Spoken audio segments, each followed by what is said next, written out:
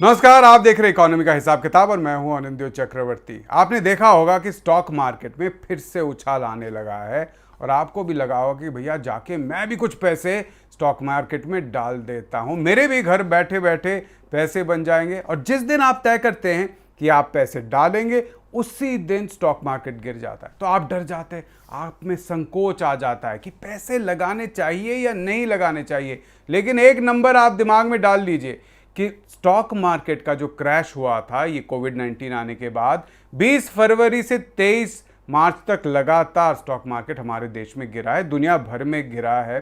23 मार्च के बाद stock market लगभग ऊपर ही गया है, गिरा नहीं है। और आज अगर हम देख ले, आज सुबह की अगर हम देख ले, फ्राइडे मॉर्निंग, आज मार्केट खुलने के बाद भी अगर आप रिटर्न देख ले तो 23 मार्च से लगभग 2.5 महीनों में आपका रिटर्न लगभग 17% होता अगर आप निफ्टी में आपने पैसे लगा लेते। हाँ, थोड़ा बहुत ऊपर नीचे इसके बाद भी होगा अगले कुछ दिनों में, लेकिन रिटर्न स्ट्रांग है। तो आपको लगेगा कि पैसे लगाने चाहिए या नहीं। नीचे तो कुछ भी नहीं हो रहा है, इकोनॉमी तो वहीं का वही है, कंपनियां बंद है, तो मार्केट ऊपर कैसे जा रहा है? इसी का हिसाब लगाएंगे आज और आपसे यही सवाल का जवाब देंगे कि क्या आपको मार्केट में पैसे लगाने चाहिए या नहीं, आज के इस एपिसोड में।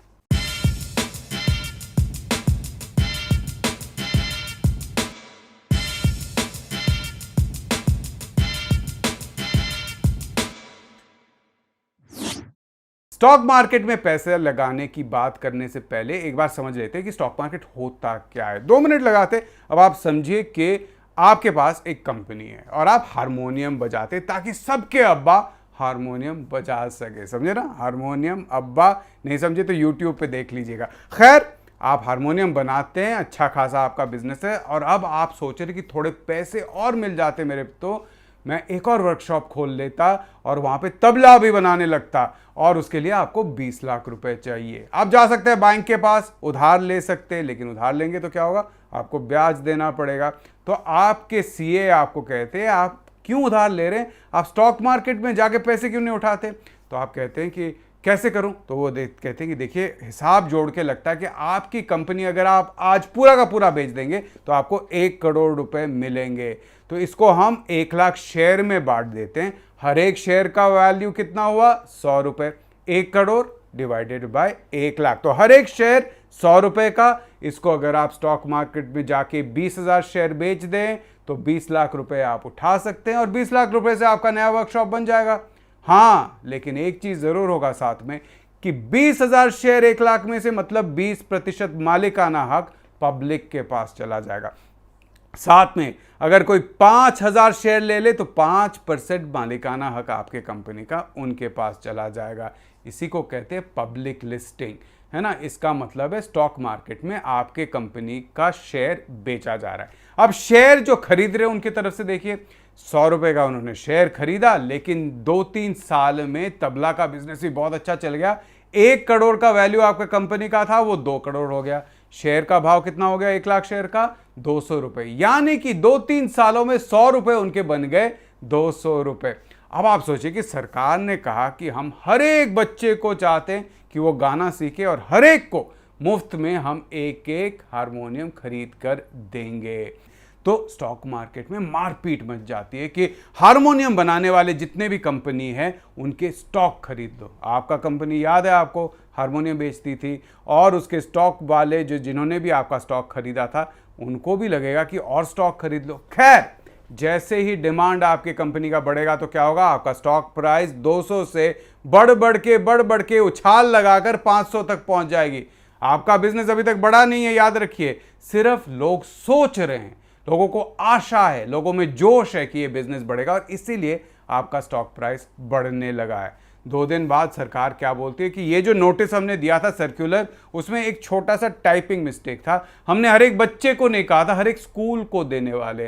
तो जहां करोड़ों हारमोनियम बिकने वाले थे वहां पर कुछ लाख हारमोनियम बिकेंगे। तो आप सोचिए अब क्या होगा? सरकार का तो पॉलिसी चेंज हो गया, डिमांड भी हारमोनियम का कम हो जाएगा, तो आपकी कंपनी का स्टॉक प्राइस क्या होगा? 500 से धड़ाम गिरकर 200 पर वापस हो सकता है 200 से भी नीचे चले जाए, कभी कभी ऐसा भी होता है, आपकी कोई गलती नहीं है उसमें, आपका बिजनेस वहीं का वहीं है, लेकिन आपका स्टॉक प्राइस 200 से नीचे, पहले से भी नीचे चला गया क्योंकि लोग बेचने लग गए। खैर, जिसने 100 रुपये में खरीदा था उसका तो कोई खास लॉस नहीं हुआ, जो भी लॉस है उनका नोशनल लॉस है, उनके दिमाग में लॉस है, उनका तो प्राइस आज भी 200 के आसपास ही चल रहा है, यानी कि फ़ायदा ही फ़ायदा है। लेकिन ये चीज़ याद रखिए कि कभी कभी हवा में स्टॉक ऊपर जाता है, उसके नीचे बिजनेस में कोई फ़र्क पड़े या ना पड़े फिर भी ऊपर जाता है। बिल्कुल ऐसा ही शायद इस वक्त भी हो रहा है, दुनिया भर में ऐसा हो रहा है, क्योंकि आप देखिए क्या हुआ है, लॉकडाउन के बीच में सारे बिजनेस ठप है, सारे बिजनेसेस बंद हैं, ताला लगा हुआ है, फिर भी स्टॉक मार्केट में ऐसा रिटर्न कैसे आ रहा है? इसका एक ही कारण है, क्योंकि दुनिया भर के बैंकों ने ढेर सारा पैसा मार्केट में छोड़ दिया है, इंटरेस्ट रेट को जीरो के आसपास ला दिया है, बिल्कुल शून्य कर दिया है। तो अब आप अगर बैंक में पैसा रखेंगे तो क्या होगा, आपको कुछ नहीं मिलेगा। इससे अच्छा है स्टॉक मार्केट में डालिए। लोग लोन लेकर पैसा अब स्टॉक मार्केट में डाल रहे हैं, तो इसके चलते चाहे बिजनेस चले ना चले, कैश इतना ज़्यादा मार्केट में है कि वो ज़रूर स्टॉक मार्केट में जाएगा। आपको लोग कहेंगे थोड़ा बच के भैया, स्टॉक मार्केट क्रैश हो सकता है, जिस तेज़ी से ऊपर जाता है उसी तेज़ी से स्टॉक मार्केट गिर भी सकता है। इसमें टाइमिंग की भी बात होती है, क्योंकि कभी कभी लगता है कि सबसे नीचे अगर मैं पैसे लगाता तो आज मैं बहुत अमीर होता, लेकिन लोग कब लगाते हैं, जब मार्केट ऊपर चला जाता है। आपको अगर समझ है स्टॉक मार्केट कैसे चलता है तो आप ज़रूर पैसे लगाइए, नहीं तो किसी एक्सपर्ट पर छोड़िए। हाँ, बैंक में आप डालेंगे, सिर्फ सेविंग्स बैंक में आपका पैसा बैठा रहेगा तो आपको 4-3% ऐसा रिटर्न मिलेगा। आप अगर उसको फिक्स डिपॉजिट में भी रखेंगे तो टैक्स हटाकर आपका रिटर्न बहुत खास कुछ होगा नहीं। स्टॉक मार्केट में ज़्यादातर पैसे ज़्यादा आते हैं, कुछ सालों में नेगेटिव होता है लेकिन अगले साल ज़्यादा तेज़ी से बढ़ता है, तो औसत रिटर्न ज़्यादा होता है स्टॉक मार्केट में। ये लगातार देखा गया है। जो एक्सपर्ट है, म्यूचुअल फंड चलाते हैं, उनके ऊपर छोड़ दीजिए, एसआईपी कीजिए, यानी कि सिस्टमैटिक इन्वेस्टमेंट प्लान कीजिए। कुछ चीज़ों पर जो आप खर्च करते हैं, जिस पे आप बिना खर्च किए भी रह सकते हैं, वो खर्च बंद करके उतना पैसा 500 रुपये भी हो वो भी लगा सकते हैं आप म्यूचुअल फंड में। हाँ, कभी कभी वो डूबेगा लेकिन ज़्यादातर वो बढ़ेगा। जिनको आता है, यूट्यूब, इंटरनेट पे बहुत कुछ है स्टॉक मार्केट को सीखने के लिए, और आजकल हर एक कंपनी का डिटेल्स फाइनेंशियल यूट्यूब इंटरनेट पे आपको मिल जाएगा, इसलिए पैसा लगाना ज़्यादा आसान हो गया है। हाँ, ये ज़रूर याद रखिएगा कि स्टॉक मार्केट में आपको धीरज धरना पड़ता है। कभी कभी मार्केट बहुत तेज़ी से ऊपर जाएगा और कभी कभी बहुत तेज़ी से गिरेगा। आपको अगर स्टॉक मार्केट में पैसा लगाना है तो पैसा लगाइए, ताला लगाइए उस पर, और वेट कीजिए, अच्छे कंपनी पर लगाइए।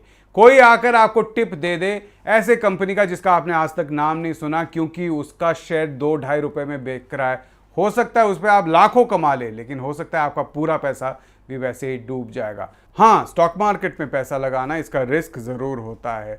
पूरा पैसा इसलिए एक बार में मत लगाइए। एक रूल होता है कि अगर आपका जो एज है 100 से उसको हटा लीजिए, 100 से अपना एज माइनस कर लीजिए, और उतना पैसा आप स्टॉक मार्केट में लगाइए, बाकी आप बैंक वगैरह में लगाइए। इसका एक एग्जांपल दे देता हूं। जैसे मैं 48 साल का हूं, 100 माइनस 48 कितना हुआ, 52%। यानी अगर मेरे पास 10,000 रुपये है तो 5,200 रुपये मुझे स्टॉक मार्केट में लगाना चाहिए और 4,800 रुपये मुझे बैंक या डेट या जहाँ पे फिक्स्ड इनकम आता है वहाँ पे लगाना चाहिए। क्योंकि जितना आपका उम्र बढ़ेगा उतना आप कम रिस्क लेते सकते हैं, जितना आपका एज कम होगा उतना ज़्यादा आप रिस्क ले सकते हैं। स्टॉक मार्केट में जो बिना डरे धीरज धरते हैं उनको फ़ायदा होता है। जो जल्दी ओवरनाइट रिच होने की कोशिश करते हैं, ओवरनाइट अमीर होने की कोशिश करते हैं, वो डूब जाते हैं।